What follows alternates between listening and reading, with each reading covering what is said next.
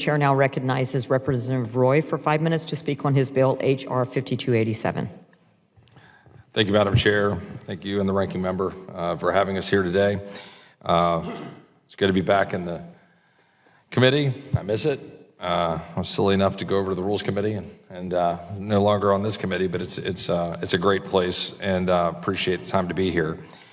I am here to talk about H.R. 5287, what we call the Veterans Access to Direct Primary Care Act. This bill is one of the first bills that I introduced when I was a fresh member of Congress in the 116th Congress. I had heard a lot from veterans in the district I represent, which is Austin, San Antonio. There's a very, very large veteran population, obviously large active duty population because of San Antonio. But as a result, I've got, and one of the first things I did when I was elected was create a Veterans Advisory Committee and take in input from them. And this was one of the first things that they talked about, was running into the wall of I mean, bureaucracy is a loaded term. It's be a slight at the VA, but we all recognize the truth and the reality of what a lot of our veterans run into. So they were complaining about that. And at the time, DPC, direct primary care, has been a growing alternative out there in the healthcare world.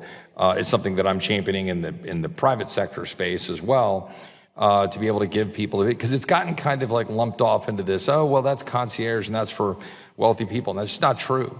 One of the best DPC clinics I went to was actually in East Austin, where some guys had set up stuff for basically artists and kind of your underserved community in East Austin, particularly in the arts community and music community and so forth.